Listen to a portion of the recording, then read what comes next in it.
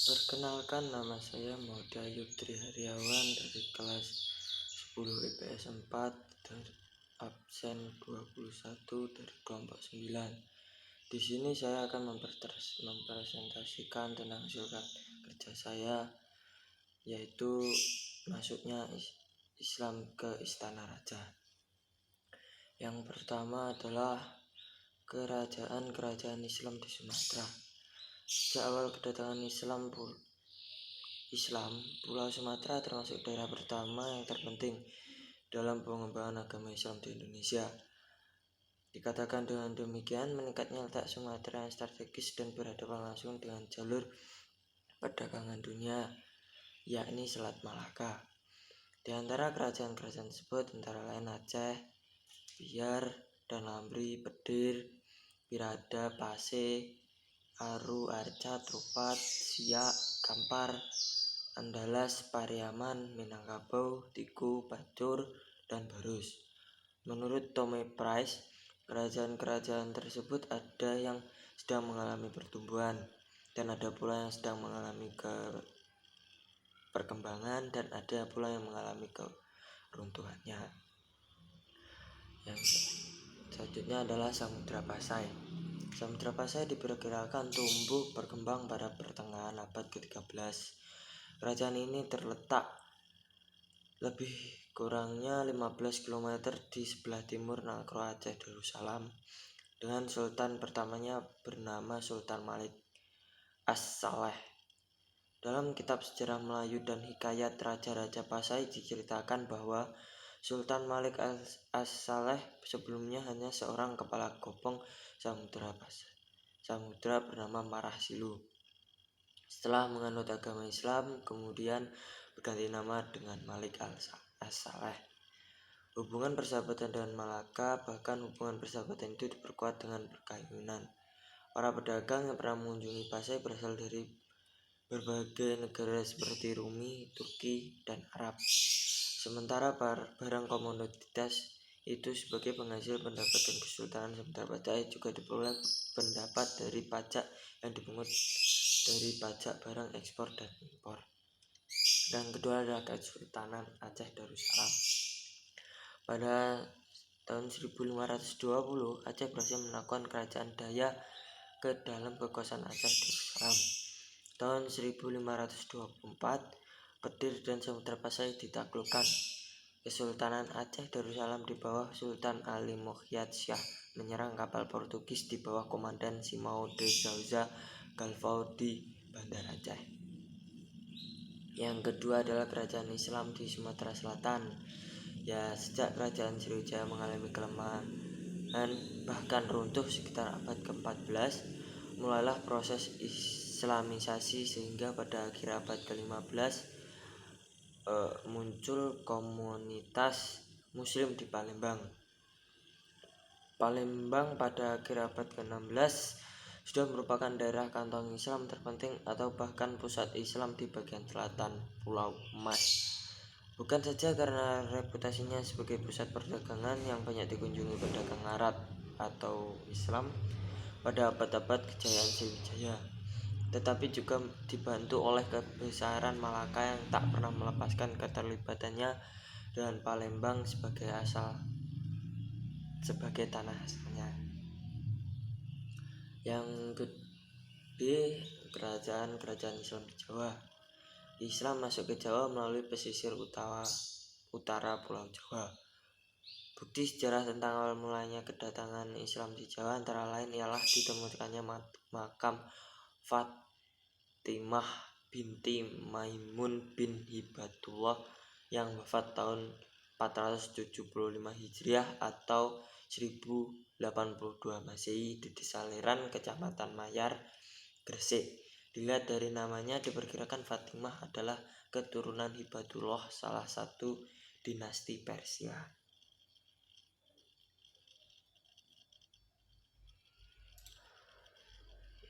Kerajaan yang pertama di Pulau Jawa yaitu Kerajaan Demak. Para ahli memberikan Demak berdiri tahun 1500, sementara Majapahit hancur beberapa waktu sebelumnya. Menurut sumber sejarah lokal di Jawa, Keruntuhan Majapahit terjadi sekitar tahun 1478. Hal ini ditandai dengan Candra Sengkala sirna hilang kertading bumi yang berarti memiliki angka tahun 1400 Haka. Yang kedua adalah Kesultanan Banten. Kesultanan Banten berawal sekitar tahun 1526 ketika Kerajaan Demak memperluas pengaruhnya ke kawasan pesisir barat Pulau Jawa dengan menaklukkan beberapa kawasan pelabuhan, kemudian menjadikannya sebagai pangkalan militer serta kawasan perdagangan. Maulana Hasanuddin, putra Sunan Gunung Jati, berperan dalam penaklukan tersebut. Setelah melakukan tersebut, Maulana Hasanuddin atau lebih zuhur dengan sebutan Fatahillah mendirikan benteng pertahanan yang dinamakan Surosawan yang kemudian lari menjadi pusat pemerintahan, yakni Kesultanan Batak. Yang kedua adalah Kerajaan Mataram. Setelah Kerajaan Demak berakhir, berkembanglah Kerajaan Panjang di bawah pemerintahan Sultan Hadiwijaya. Dua kekuasaannya, Pajang berkembang baik, bahkan berhasil mengalahkan penangsang yang berusaha merebut kekuasaannya. Tokoh yang membantunya mengalahkan Arya Penangsang diantaranya Ageng Pamanahan, I Gede Pamanahan lah diangkat sebagai Bupati Adipati di Mataram. Kemudian putranya Raden Bagus Danang Satuwiaja diangkat anak oleh Sultan Hadi dan dibesarkan di istana. Sutawijaya dipersaudarakan dengan putra mahkota bernama Pangeran Henopo. Yang C, kerajaan-kerajaan Islam di Kalimantan. Yang pertama itulah Kerajaan Pontianak. Kerajaan-kerajaan yang terletak di daerah Kalimantan Barat antara lain Tanjung Pura dan Lawe. Kedua kerajaan tersebut pernah diperintahkan Tommy Perez pada tahun 1512 sampai 1551. Tanjung Pura dan Lawe menurut berita musafir Portugis sudah mempunyai kegiatan dalam perdagangan baik dengan Malaka dan Jawa. Bahkan kedua daerah yang diperintah oleh Pate atau mungkin Adipati kesemuanya tunduk kepada kerajaan di Jawa yang diperintah Partinus. Tanjung Pura dan Lawe, daerah Sukadana, menghasilkan komoditi seperti emas, berlian, padi, dan banyak bahan makanan. Banyak barang dagangan dari Malaka yang dimasukkan ke daerah itu. Demikian pula jenis pakaian dari bengal dan gelini berwarna merah dan hitam dengan harga yang mahal dan yang murah. Pada abad ke-17, kedua kerajaan itu telah berada di bawah pengaruh kekuasaan Kerajaan Mataram, terutama dalam upaya perluasan politik dalam mengobati ekspansi politik. Yang D,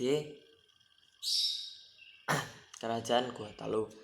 Kerajaan Gorontalo sebelumnya menjadi kerajaan Islam, sering berperang dengan kerajaan lainnya di Sulawesi Selatan seperti dengan Lawu, Bone, Sopeng, dan Wajo.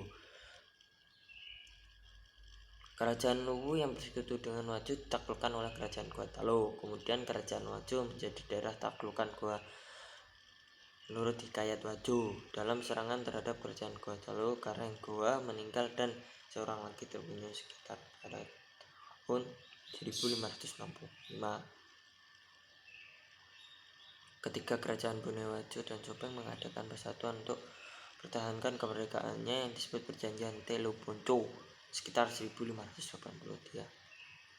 Sejak Kerajaan Goa resmi sebagai kerajaan bercorak Islam pada 1605, maka Goa memperluas pengaruh politiknya agar kerajaan-kerajaan lainnya juga memeluk Islam dan tunduk kepada Kerajaan Gorontalo. Kerajaan-kerajaan yang tunduk pada Kerajaan Gorontalo antara lain Wajo pada 10 Mei 1610 dan Bone pada 23 November 1611.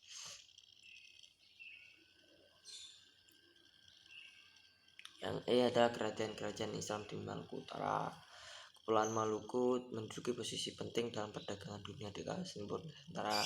Mengingat keberadaan daerah Maluku ini, maka tidak herannya jika sejak abad 15 hingga abad ke-19, kawasan ini menjadi wilayah perebutan antara bangsa Spanyol, Portugis, dan Belanda.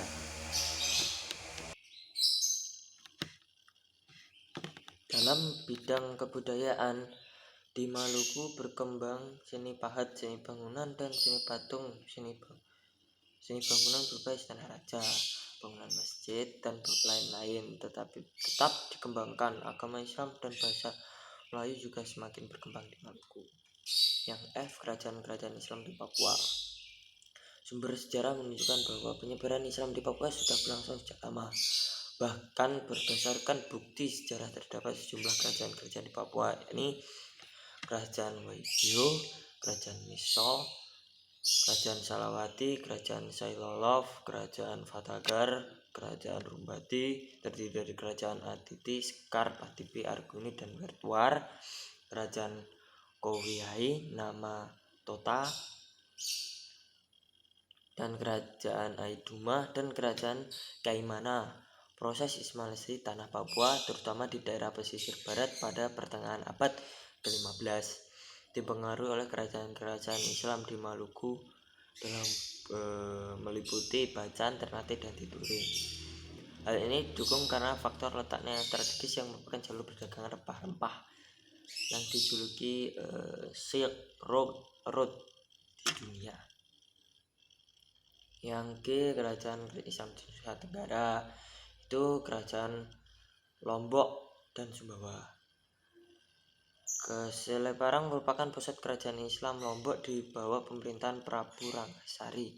Pada masa itulah Seleparang mengalami zaman keemasan dan memegang hegemoni di seluruh Lombok. Dari Lombok, Islam disebarkan ke Panjagi, Parwa, Sokong, Bayan, dan tempat-tempat lainnya. Konon, Sunan Parampen meneruskan dakwahnya dari Lombok menuju Sumbawa. Hubungan dengan beberapa negeri dikembangkan, terutama dengan Demak.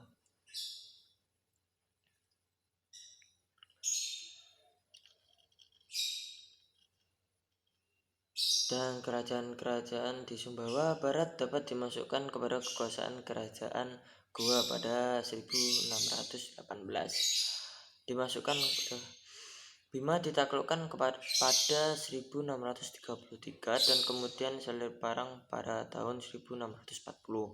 Pada abad yang ke-17, seluruh kerajaan Islam di Lombok berada di bawah pengaruh kekuasaan kerajaan Goa. Hubungan antara kerajaan Goa dan Lombok dipererat dengan cara perkawinan seperti Bembam Seleparang, Bembam Panjagi, dan Bembam Parwa. Kerajaan-kerajaan di Nusa Tenggara mengalami tekanan dari VOC setelah terjadinya perjanjian Bungaya pada 18 November 1667. Oleh karena itu, pusat kerajaan Lombok dipindahkan ke Sumbawa pada 1673 dengan tujuan untuk mempertahankan kedaulatan kerajaan-kerajaan Islam di pulau tersebut dengan dukungan pengaruh kekuasaan Goa. Sumbawa dipandang lebih strategis daripada pusat pemerintahan di Seleparang, mengingat ancaman dan serangan terhadap VOC terus-menerus terjadi. Kesimpulannya, dari hasil pembahasan di atas bahwa sejarah masuknya Islam ke Madinah itu tidak hanya lewat